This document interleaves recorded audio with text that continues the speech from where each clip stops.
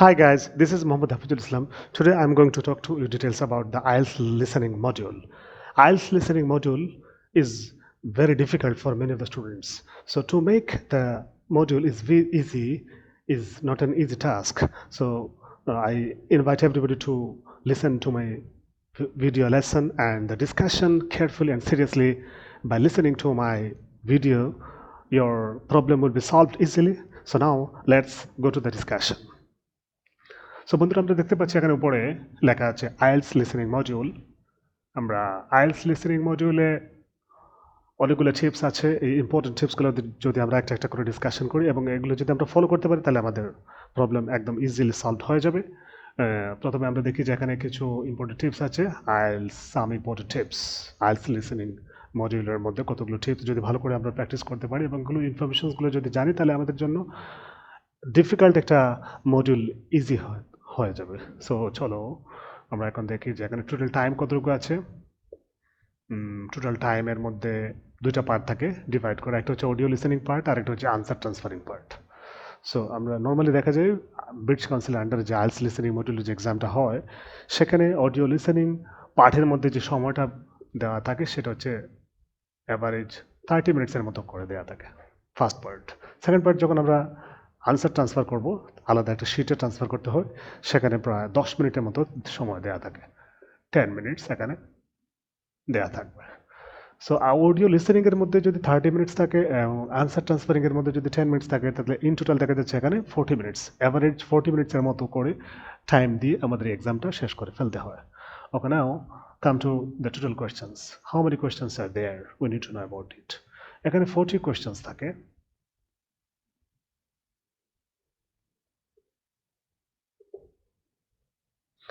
Total কোয়েশ্চেন্সের মধ্যে আমরা দেখতে পাচ্ছি এখানে 40 কোয়েশ্চেন্স থাকে। প্রত্যেকটা কোয়েশ্চেন সলভ করতে হবে, কোনো নেগেটিভ মার্কিং নাই, সেই জন্য কোনো কোয়েশ্চেন যাতে স্কেপ না করে। থার্ড হচ্ছে এখানে টাইপস অফ কোয়েশ্চেন্স। এখানে প্রায় দেখা যাচ্ছে আমরা দেখতে পাচ্ছি যে প্রায় 7 টাইপস অফ কোয়েশ্চেন্স থাকে। 7 টাইপস অফ কোয়েশ্চেন্স। বিভিন্ন অ্যানালিটিক্যাল ডিসকাশনে অনেকে অনেকভাবে এটাকে গ্রুপিং করতে পারে। তো স্টুডেন্টদের সুবিধার জন্য আমি যেটাকে গ্রুপিং করেছি সেটা হচ্ছে 7 types of questions are there. So first of all আমরা দেখতে পাচ্ছি এখানে MCQ. MCQ actually option based question, very tricky. প্রত্যেকটা অপশনসকে আনসার মনে হবে, কিন্তু এখানে ভেরি কেয়ারফুলি অডিওটাকে লিসেন করে স্পেসিফিক এবং অ্যাকুরেট এবং মোস্ট প্রবাবল আনসারটাকে আমাদেরকে খুঁজে বের করতে হবে। সেকেন্ড যেটা সেটা হচ্ছে ম্যাচিং। আমাদেরকে ম্যাচিংটা করতে হবে। বিভিন্ন ধরনের ইনফরমেশন ম্যাচিং করা থাকে, নামের সাথে ইনফরমেশন ম্যাচিং করা থাকে, অ্যাকশনের সাথে টাস্কের ম্যাচিং, এইভাবে করে নিতে তারপরে আনসারটা করতে হয়। অথবা কোনো সময় এবিসি দিয়ে 3টে অপশনস দেওয়া থাকে, তো এই অপশনসগুলোর মধ্যে ইনফরমেশন দেওয়া থাকে, নিচে তার জাস্ট পার্সনস অথবা অর্গানাইজেশনস অথবা ক্লাবস অথবা কান্ট্রি প্লেসেস এগুলোর নাম থাকে। তো যার সাথে যে অপশনের সাথে ওই নিচের অপশনসগুলো ম্যাচ করবে ওটাকে আমরা ম্যাচিং করে ওই লেটারগুলো আমরা লিখে ফেলবো, that will be the correct answer. Then classification, অনেকগুলো ইনফরমেশনকে ক্লাসিফাই করতে হয়, আলাদা আলাদা করে ক্লাসিফাই ডিভাইড করে তাকে ক্লাসিফাই করে আনসারটা কমপ্লিট করতে হয়। সেই ক্লাসিফিকেশন হচ্ছে আরেকটা কোয়েশ্চেন্স। ওকে, দেন আমরা দেখতে পাচ্ছি এখানে কমপ্লিটিং সেন্টেন্স, অনেকগুলো সেন্টেন্স দেওয়া থাকবে, ফিল ইন দ্য ব্ল্যাঙ্কসের মতো করে এটাকে আমাদেরকে কমপ্লিট করতে হবে। And after that short question answer, আরেকটা কোয়েশ্চেন হচ্ছে এটাকে আমাদেরকে সলভ করতে হবে। শর্ট কোয়েশ্চেন্স লেখা থাকে not more then 2-3 words, within 2-3 ওয়ার্ডসের মধ্যে আমাদেরকে কোয়েশ্চেনটা আনসার করতে হয়। এরপরে আমরা দেখতে পাচ্ছি এখানে টেবিল অথবা summary writing. Table summary writing another question. এখানে টেবিল দেওয়া থাকবে, কলাম করা থাকে, উপরে পয়েন্টস দেওয়া থাকে, পয়েন্ট ফলো করে ডিউরেশন, এইজ, ফিজ অথবা সাবজেক্ট, গ্রুপ এগুলো বলা থাকে, একটা একটা করে আমাদেরকে কন্টিনিউয়াসলি কমপ্লিট করতে হবে।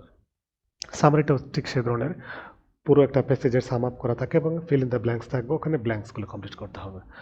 দেন লাস্ট ওয়ান যেটা হচ্ছে আমাদেরকে map completing, very tricky questions. ওটা it depends on your practice.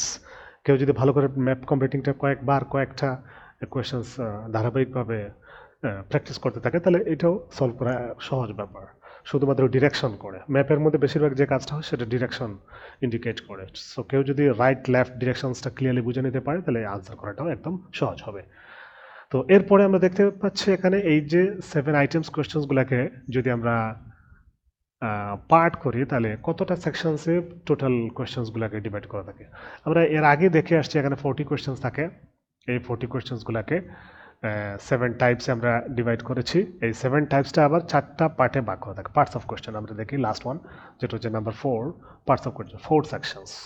4টা সেকশনে এই টোটাল 40 কোয়েশ্চেন্সটাকে ডিভাইড করা থাকে। পার্ট সেকশনে 10টা, মাঝে মধ্যে 10, 12, 11টাও এই ধরনের থাকে।